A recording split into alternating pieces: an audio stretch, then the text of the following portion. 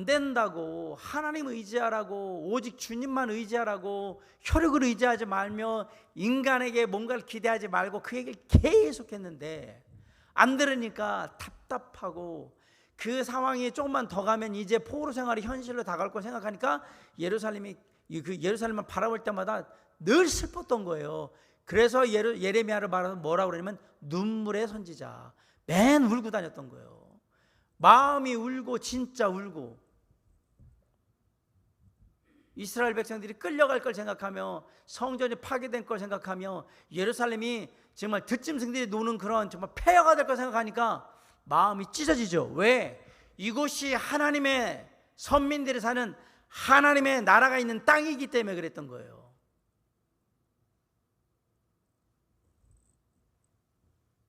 한번 진짜 생각해 보세요. 여러분, 저희 교회가 망해가지고 아무도 우리 교회를 안 사고 시간이 지나니까 저희 교회 또 여기 또 주변이 또 농토니까 뭐 금방 잡초나겠죠? 저기 뒤에 나고, 문짝은 이제 막 쇠락하고, 안에 있는 것도 물 먹어가지고 이제 문짝 떨어지고, 거기 이제 쥐새끼들 돌아다니고 벌레지들 돌아다니고, 그리고 여기 뒤에 이제 저 주차장 있는 쪽은 막 들풀 이렇게 막 잡초나가지고 막 우거져 있고. 여러분이 만약에 그 모습을 본다고 생각해 보세요. 교회 문 닫혔음.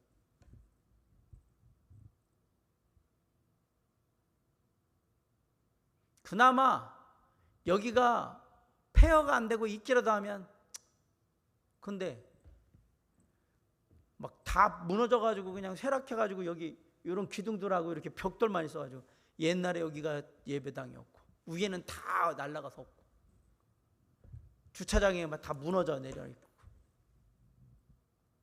상상을 해보세요.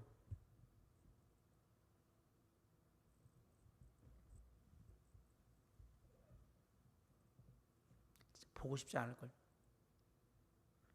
이스라엘 백성들이, 남유다의 백성들이 그걸 보고 간 거예요. 성전이 다 무너지고, 예루살렘 성이 다 부서지고, 성벽 다 무너지고, 집 다 불타버리고, 돈 될 만한 건 다 집어가고, 진짜 아주 알거지를 만들어가지고 놓고 간 거예요. 그리고 일할 만한 똑똑한 사람들, 할 만한 사람들은 다 데려가 버리고, 여기는 나이 많은 사람들, 그 다음에 힘없는 사람들, 뭐 사람 지도자 없으면 어찌할 바를 모르는 사람들 그냥 니들 알아서 살든지 뭐든 짐승질로 살든지 놔둬버리고 그러고 간 거란 말이에요. 예루살렘이 그냥 아예 폐허가 된 겁니다. 상상만 해도 끔찍하지 않습니까? 저는 상상이 안 가요. 여기가 다 무너져, 우리 교회가 다 무너져가지고 터만 남아가지고 옛날에 이거 도림성소집, 상상이 안 가요. 그걸 예루살렘 백성들이 당한 거예요. 왜 당했습니까? 영적 타락으로 말미암아서. 그럼 거꾸로 얘기하면, 우리가 주님의 몸된 교회가 영적으로 타락하면 우리도 그렇게 한다라는 법이 어디 있어요? 그럼 꼭 건물만 무너져야지만 교회가 무너진 거냐? 아니요. 이미 한국의 많은 교회들이 이미 영적으로 다 무너졌습니다. 가망이 없습니다. 가망이. 이게 기업 같아가지고. 정말로 우리가 생각해야 돼요. 그것 때문에 예레미야 선지자는 그게 눈에 보이니까 안 된다고, 그렇게 하면 안 된다고 계속 얘기했던 거예요. 자, 3. 물질적인 풍요로운 생활. 제가 그랬잖아요. 노예 생활은 고생시키는 것보다 잘 먹고 잘 살게 하면 갈 생각이 없죠. 다시 돌아갈 생각이. 사람들이 서울이나 이 수도권에 살기가 너무 힘들고 고통스러우면 여기가 지치면 어디로 갈까요? 대부분 고향으로 가잖아요. 고향에 가서 그냥 편하게 살다가 그냥 가야 되겠다. 놀랍게도 뭐냐면 고향에 가면 편하게 살 거라고 생각해요. 왜요?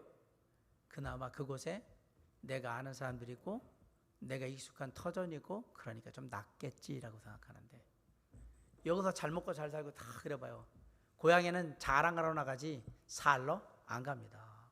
바벨론 사람들이 똑똑하게 먹고 사는 거 잘해줬습니다. 그랬더니 이제 배부르니까 예루살렘에 가고 싶은 생각이 서서히 사라지는 거죠. 그게 포로 생활의 현실입니다. 하나님의 심판, 의미.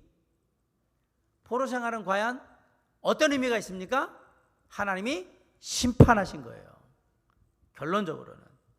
자, 70년간 예언. 70년간 이루어질 거라고 예언했잖아요. 예언. 70년일 거다. 회개하는 마음으로 보면 다시 오는데 그건 70년이다. 예언했습니다. 예언. 70년입니다. 과거 역사를 정리함. 여기 포로 생활을 보면 성전 중심으로 신앙생활하는 게 얼마나 좋은가 깨달았고, 회당 중심의 생활이 시작됐고요. 아브라함부터 시작해 자기들이 얼마나 하나님의 사랑받아왔는가, 신앙적으로 안 버리고 역사를 다시 시작함. 여기 과거를 역사를 정리한 건 역사를 다시 정리했다는 얘기거든요. 의미, 포로 생활의 의미. 계속된 경고. 안 그러면 끌려간다. 예언. 노예인데 노예 생활이 아닌 현실. 현.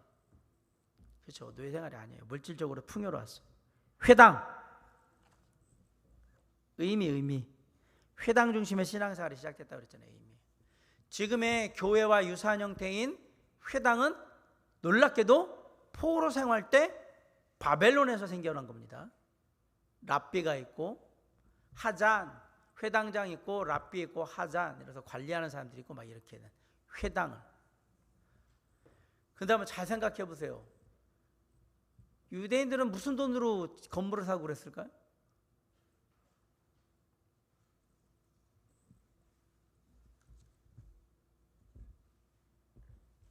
문 돈이 있어가지고 집에 있는 거 뭐 가져갔나? 여러분, 바벨론에서 노예 생활 아닌 노예 생활했다고 그랬잖아요. 풍요롭게 살았다고. 놀랍게도 풍요롭게 살면 둘 중에 하나잖아요. 그냥 배불리다 하나 잘 먹고 잘 살고 그냥 그런 거에다 다 쓰고 사는데, 회당이나 이런 걸 마련할 수 있는 여유가 있었던 거예요. 그런 상황에서 하나만 없는 거예요. 뭐만 없어요? 우리가 신앙을 함께 할 데가 없는 거예요. 그러니까 돈 모아. 그래가지고 모아서 건물을 짓고 건물을 사고 이렇게 했던 거예요. 그건 또 되게 바벨론 사람들이 생각할 때는 되게 똑똑하게 했는데, 이게 어디로 튀었냐? 이쪽으로 튄 거죠. 예루살렘으로 갈 생각은 없는데 그 생각을, 그거를 예루살렘에서 갔던 하나님 섬기는 신앙을 유지하는 쪽으로 이쪽으로 쓰게 되는 이 그런, 참 이게 안 좋은 점이 있으면 좋은 점도 있어요. 이렇게 가버린 거예요. 그래가지고 회당 같은 걸 쉽게 만들어서 바벨론에도 하나만 있는 게 아니라 지역마다 회당을 만들고 거기에 랍비 선생님들을 두고 관리하고 이런 사람들이 다 있었던 거예요. 거기서 여러분들 그 포로 시대 교육하면 회당에서요 신앙교육을 시켜요. 나이에 따라서. 역사에 보면 그냥 예배만 드리는 게 아니라 따로 모여가지고 모임도 하고 이렇게 해요. 그 규모에 따라 다르지만 그 모임 속에서 예배 드리고, 그리고 따로 이렇게 성경 공부하듯이 모임도 하고, 애들은 애들대로 또 배우고, 이런 시간들을 갖고. 그러면서 그렇게 했던 사람들이 어디로 오냐면 예루살렘으로 와서 회당을 만드는 거죠. 그렇게 됐던 겁니다. 자, 2차 여호야긴. 예언이죠, 예언. 1차에는 여러분 그 예레미야 선지자가 예언대로 주전 605년 이렇게 나오죠. 72번에 보면 여호야김 3년에 1차로 다니엘을 포함한 왕족 및 귀족들이 바벨론 포로 끌려갔는데, 이때 성전 기구들을 약탈하여 바벨론 신당으로 가져갔어요. 그 주전 597년, 605년의 첫 번째, 597년에 여호야긴 왕 즉위년, 바벨론 느부갓네살 왕 8년, 느부갓네살 왕 1년 때 1차, 8년 때 2차로 끌려간 거예요.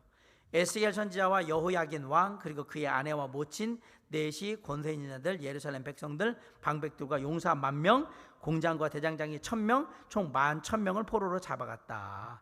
이때도 역시 성전 및 왕궁의 보물을 약탈하였고 성전의 금 기명들을 회파하였다.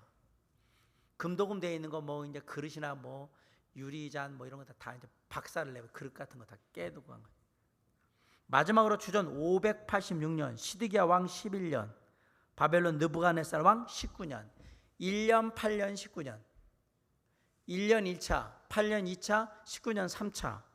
시드기야 왕과 가난한 그 천한 백성을 제외한 백성들을 포로로 잡았다. 잘 보세요. 가난하고 천한 백성들은 데려가지도 않았어요. 왜? 어차피 얘네들은 있어야 지네들끼리는 못 일어나니까. 이때 왕궁과 성전 그리고 모든 귀인의 집을 불사르고, 귀인이라는 얘기는 관리들 잘 사는 그 부자들 집을 다 불살라버렸다는 얘기입니다. 예루살렘 성벽을 헐어버리고 성전의 두 기둥 야긴과 보아스와 기명들을 약탈하였다. 기둥도 뽑아갔어요. 기둥 뿌리를 2개를 뽑아갔네요. 집안의 기둥 뿌리가, 성전의 기둥 뿌리 2개가 뽑혔다고 그러면 이거 가져갔다고 그러는데 어디에 있을까? 한번 찾아보고 싶네요. 바벨론 땅 어딘가에 있겠죠? 가져가서 이게 전리품으로 아마 가져갔을 거예요. 이거 예루살렘 성전에 있는 2 기둥이야. 뽑아가지고 그래가지고 거기다 어디다 갖다 놨을 텐데, 아마 성경의 기록이 맞다 그러면 어딘가에 이게 있을 거예요. 야긴과 보아스가. 왜냐하면 다른 나라들도 옛날에 제2차 세계대전 할 때 막 이집트에서 막 그 오벨리스크 막 이런 거 가져갔거든요. 스핑크스 그런 형상물 이런 것들도 막 가져갔어요. 독일에서도 가져가고 영국도 가져가고 프랑스도 가져가고 막 가져가고. 그건 전리품이에요. 안 돌려줘요. 또 우리도 일제시민 때 많이 뺏겼잖아요. 일본한테 뺏긴 게 많은데 우리 건데 달라고 못해요. 전리품으로 가져갔기 때문에. 방법은 하나 있어요. 우리가 일본을 정복하면 다 가져올 수 있긴 해요. 근데 그렇게 우리가 못하잖아요. 우리가 전쟁을 할 수는 없잖아요. 우리 건데 우리 거라고 얘기를 못하고 가져오지를 못해. 중국에도 많습니다. 예. 제가 왜 이야기를 드리냐, 나라가 이러면 기둥뿌리가 뽑힌다는 얘기를 하려고 그러는 거예요. 여기 지금 기둥뿌리, 성전에 2 기둥 가져가 버리잖아요. 자, 신앙생활을 하지 못한 아픔 11절 현실. 딴 건 다 괜찮은데 신앙생활을 못해요. 그래서 회당이 생긴 거예요. 3차 시드기야 예언. 13번 하나님의 사랑을 깨달음, 의미. 하나님 정말 그렇게 사랑하시면서 계속해서 안 된다 하셨는데 그 사랑을 알았어야 되는데 그냥 쉽게 생각했던 거죠. 4. 지도를 통해 유다 백성들이 어떻게 바벨론 포로로 끌렸는지 살펴봅시다. 자, 보면 남유다에서 쭉 가서 갈대아 우르 쪽으로 가죠. 하란 지나서 쭉 가서 유프라테스 강 따라가지고 그발 강가가 바벨론 강가예요. 바벨론에 있던 강이 그발 강이거든요. 니발 아니고 그발. 예, 그발 강가에서 강가에 사람들이 참 물가 좋아하나 봐요. 강가 가가지고. 왜 강가 가서 사람들이 울었을까요? 잘 생각해보세요. 제가 이거 농담으로 하자는 얘기가 아니라 왜 이스라엘 백성들은 바벨론의 그발 강가 가가지고 울고 있었을까? 그발 강가를 보면서 뭘 생각했을까? 강가에서 뭘 생각했을까요?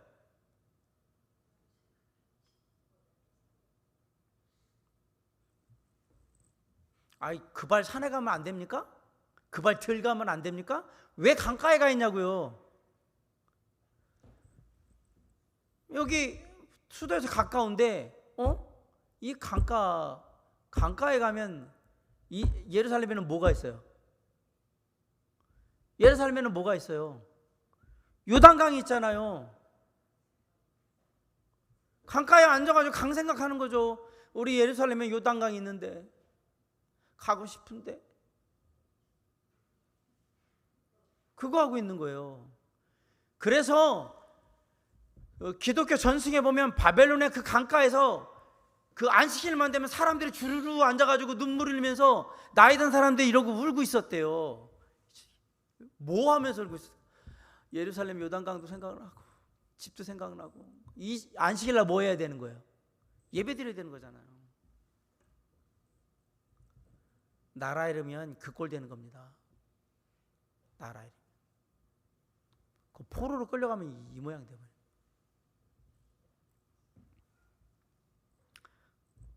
포로는 진짜 되면 안 돼. 이때 바벨론의 포로로 끌려간 백성과는 반대로 애굽으로 피한 백성들이 있었는데 애굽의 다바네스, 믹돌, 눕, 바드로스와 같은 곳에 정착하여 살게 돼. 도망간 사람도 있었어요. 안 끌려가려고 해요. 애굽으로 반대편으로 도망간 사람들이 있어요. 황폐한 유다 땅에 남은 자들의 애환을 담은 책이 예레미야 애가예요.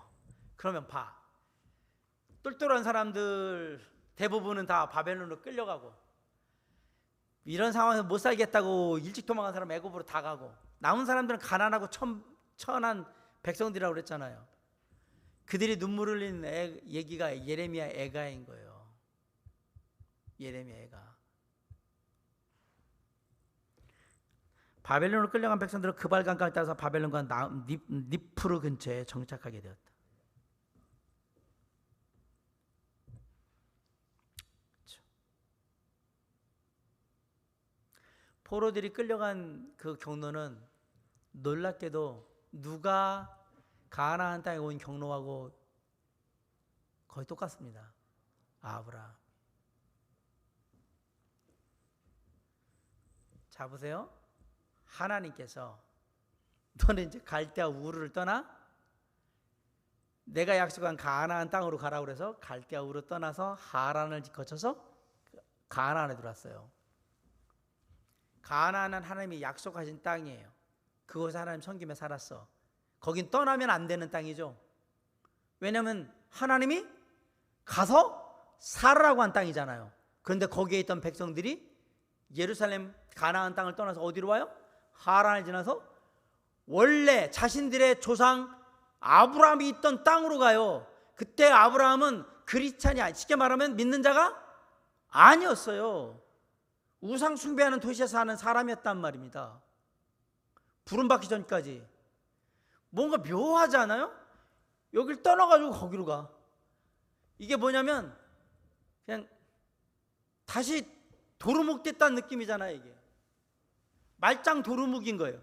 그냥 말 그대로 여기까지 어렵게 왔는데 다시 가서 저쪽으로 절로 간 거 아니에요. 저쪽으로 가서 저쪽으로 가버렸어요. 아니 되게 웃기잖아요. 이게 가면 안 되는 곳이었어요. 근데 갔어요. 이유가 뭡니까? 영적으로 타락하니까 꼭 이게 40년간의 재훈련 시키듯이 너 아브라함이 처음 온 대로 다시 가. 거기 가서 다시 3차에 걸쳐서 오잖아요. 이거 보면 갔다가 다시 끌려갔다가 다시 와요. 그거 하지 말라고 이런 거. 세상에 끌려갔다가 세상에서 세상을 건너가지고 주님 품으로 왔는데 다시 또 세상에 끌려갔다가 이거 힘들어요. 오면 너무 고통스러우니까 웬만하면 끌려가지 말자 이 얘기를 하는 거죠. 제가 이거 참 재미난 모습이에요. 왔는데 가지 말아야 되는데 끌려가고 그래서 결국은 다시 또 오고. 그나마 하나님께서 도우셔서 왔던 겁니다. 다시 하나님은 약속을 지키셨습니다. 나중에 포로기한을 보지만 70년 딱 되자마자 이방 왕의 마음을 휘가닥 바꿔가지고 오게 만들잖아요. 자, 포로 생활을 통해서 제가 계속 드리는 얘기가 뭐냐면 포로 생활을 가기 전엔 이미 경고를 했어요. 이러면 안 된다고. 우리의 신앙생활도 세상에 빼앗기기 전에는 다 경고가 있어요. 말씀을 통해서 그러시면 안 됩니다. 이렇게 살아야 됩니다. 다 들어요. 그거를 한 귀로 듣고 한 귀로 흘리니까 그러니까 세상에 끌려다니는 포로가 되는 거예요. 그리고서 끌려다니면 많이 아파. 배로 끌려다니고 등으로 끌려다니고 옆으로 끌려다니면서 막 그냥 땅에 세상이라는 그 땅에 그냥 막 이리저리 그냥 막 치대니까 여기저리 쓸리고 깎이고 찢기고 아파. 그 다음에 뭐 하는 거예요? 아우 이렇게 안 하고 싶은데 그리고 다시 돌아오는 거예요. 저는 그런 느낌이에요. 이 포로 시대를 보면 우리의 삶이 성경의 역사를 통해서 교훈을 받아야 된다면 절대로 우리의 인생이 주님께 다시 돌아온 이후 영적으로 포로가 돼서 세상에 끌려가가지고 그렇게 왔다리 갔다리 하는 삶을 살면 안 된다. 이게 너무 고통스럽다라는 꼭 드리고 싶습니다. 포로 생활은 예언에 분명한 노란불을 켜서 경고를 했고요. 당했을 때 놀랍게도 신앙생활을 할 수가 없었어요. 마지막에 그것을 통해서 알았어요. 고통 속에서 하나님이 우리를 정말 사랑하셨는데. 그러면서 한 가지 소망은 신락 같은 희망을 가져요. 70년 후에는 되돌아오게 한다. 그게 포로 귀환 시대. 그래도 주님이 당신의 사랑하는 자녀들을 영영 포로 생활에 두지 않으셨어요. 그게 하나님의 은혜예요. 아멘. 그 은혜가 우리에게 있는 거예요. 그 신락 같은 희망, 70년 후가 되면 다시 돌아가리라. 저와 여러분에게도 주님께서 아무리 우리가 그래도 잘못해도 항상 솟아날 구멍을 주시고 빛이 들어오는 그 틈을 주시는 이유는 저와 여러분이 주님의 자녀이기 때문에 그렇습니다. 그렇다고 해서 우리가 포로 생활을 즐길 이유는 없다라는 얘기를 꼭 드리면서 늘 깨어서 주님 앞에 헌신하고 주님 앞에 최선을 다하는 삶으로 드려주시기를 간절히 바랍니다. 기도하겠습니다. 사랑과 은혜가 풍성하신 아버지 하나님, 한 주간 세상에 나아갑니다. 삶의 모든 길에 함께 하시고 동행하셔서 선하게 인도해 주시옵소서. 우리의 삶이 주님의 품을 떠나서 세상에 끌려가서 세상의 영적인 포로가 되는 그런 삶이 되지 않도록 늘 지켜 보호하여 주시옵시고 언제나 주님 붙들고 살며 승리할 수 있도록 이끌어 주시옵소서. 항상 우리의 능력과 소망이 되시며 우리에게 선한 역사신 가운데 희망이 되어주시는 은혜가 되어주시는 우리 주 예수 그리스도의 이름으로 간절히 기도를 쌉나이다. 아멘.